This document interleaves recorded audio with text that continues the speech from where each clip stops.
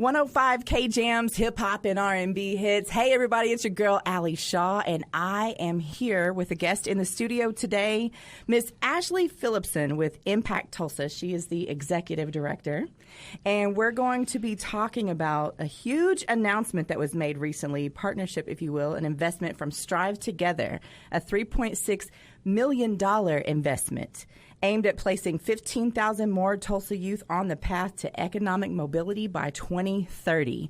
So before we get into our interview, I do want to give a brief description about ImpactTulsa as well as StriveTogether. ImpactTulsa is a collective impact organization dedicated to improving educational and economic outcomes for all children and youth in the Tulsa region. ImpactTulsa works to remove systemic barriers and create pathways for success from cradle to career by bringing together local school districts, community organizations, businesses, and government agencies. Through data-driven strategies and a focus on racial equity, ImpactTulsa aims to ensure that every child, regardless of race, ethnicity, or socioeconomic status, has the opportunity to thrive. They aim to foster collaboration, leverage data, and drive community-wide action to build a brighter future for Tulsa's youth. So, and before I jump into the description for StriveTogether, I would just like to know, Ashley, how would you piggyback on that description of ImpactTulsa and your personal experience working with them as executive director? Absolutely. One, thank you for the wonderful overview of ImpactTulsa. Somebody said, how would you describe this to someone just, walking on the street? And I would say, you did a great job. And to break it down even further, ImpactTulsa is known as a backbone. We are the ones who want to connect our community organizations, our municipal organizations, our other institutions, so that we are working and marching in lockstep to advance outcomes for young people. So we are here to help with actionable data insights, hopefully more opportunities to pursue public funding, and also how do we make sure that we're not having the same conversation 10 and 20 years down the road, because we want to enact policy, enact budget measures and things that make these problems go away because we found a way to solve them and to fund them for the long term. Right. One thing I did want to touch on as well is economic mobility. Can you describe to our listening audience exactly what that means? Yes. So our mission, of course, is that a child, no matter where they're born, their background, their race, they get to have all the opportunities and access to pursue what we are calling a choice-filled future. Economic mobility means that I am kindergarten ready. That means I've been in someone's pre-K program, and by the time I'm in third grade, I'm reading to learn, not learning to read. Mm-hmm. That way, when I'm in eighth grade, I do well on my math exams so that I can graduate from high school and decide to pursue college or a post-secondary venture to then launch the career of my choosing. I'm not forced into something. I don't have to just accept it because this is all that's available to me, but I get to choose what I want to do with my life. I have a sustainable wage. I can make decisions for myself and have the agency to access, and what I'm putting in air quotes is the American dream, but your dream. What is your dream? And you get to choose, right, is what economic mobility looks like. Right. Yeah, it's very surprising to me that this is where we are in our world. I come from a very small town. I think about the kind of things I was learning in Head Start, not kindergarten. And in second grade, I'm learning cursive. They don't even teach penmanship like that anymore because, times have changed and we're all doing this now, texting with our thumbs, and, penmanship is not as important. Although I disagree with that. Yes. I'd love to see some good penmanship. Bring back cursive. So let's jump into our questions really quick. Can you explain what the StriveTogether Transform Grant means for ImpactTulsa and how it will impact your work? Yes. So after the pandemic, we saw, of course, all of these issues with access, internet connectivity, housing, you name it, just amplified our system that is not working. And StriveTogether increasingly pushed its partnerships. We are one of 70 partnerships across the country. You all, what you're doing is great. We need you all to accelerate your work. We need you all focusing on policy. So this investment was made to us and 5 other partnerships who they feel are primed to work locally to advance policy. And if it's not about policy, there's not that there's not interest there, but we can't stay in the programming way. You'll hear me say often to partners. We can't program our way out of poverty. We can't program our way out of students not advancing the way we want them to. What we can do is apply for funding. That is the point of the grant. It gives us a foundation as a nonprofit to then think through what other funding sources can we go after, and how can we get after solving for these inequities in our community. Right. And so how will this grant help Impact Tulsa build a collective strategy where all the partners have a role in leveling the playing field for students? I mean, that's essentially, you pretty much answered that question, but if you wanted to elaborate on a little bit more. Well, I just want to affirm, I would be remiss if I did not mention my brother's keeper and the Obama Foundation for our Model Communities designation a year and a few months ago.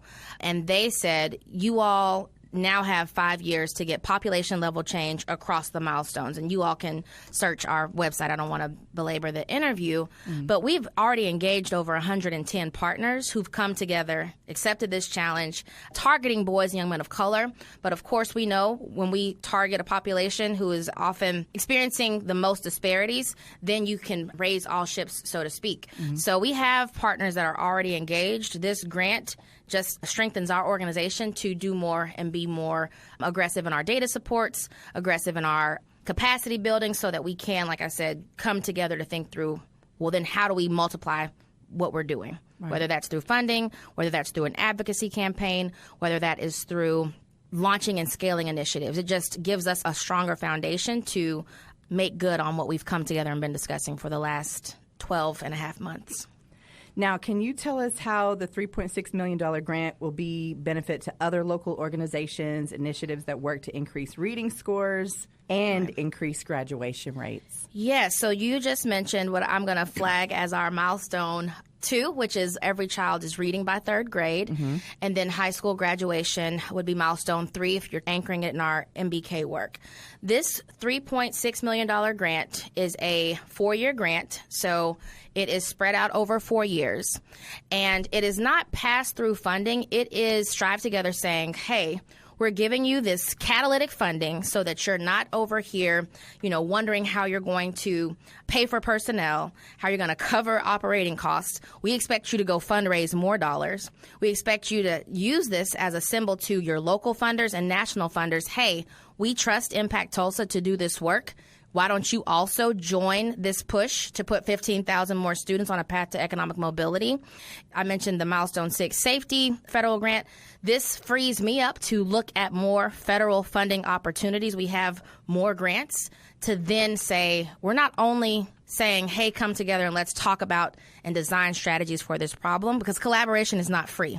Now, let's take these strategies that we've designed and go for the funding to implement them to fidelity. Hands and feet. That's all I keep thinking about, hands and feet working together. And can you share more on your collaboration with Teach for America Tulsa? So we have a lovely partnership with Teach for America and the Ignite tutoring program and other partners at this table. Teach for America partners with Impact Tulsa and MBK Tulsa to make sure that students are reading at a grade level by 3rd grade. As I mentioned, that is critical to student success because we don't want students playing catch up at such a young age. It does not fare well statistically. But I love this because it connects college students with our early grade readers to tutor them. So we're creating this pipeline. We're getting younger people engaged in the education space. And because of our data work, instead of Teach for America saying, all right, tutors, we're just going to go spread you across Tulsa Public Schools, we were able to target the students who need the most supports and make sure that their resources could be used to target students who need the most reading support. In addition to the other reading interventions that TPS is doing, just allowed for strategic targeting. And we are excited to see how that impacts students as they take their MAP exams and ultimately their 3rd grade Oklahoma State test this spring. That's actually one of my favorite things to do. I work closely with CAP Tulsa as well. Yes. And, I was reading to them pre-pandemic every Tuesday, maybe once a month. And then, of course, that shut everything down. And I've been concerned about, I wonder if that's been any kind of impact as far as having the volunteer readers come through and whatever.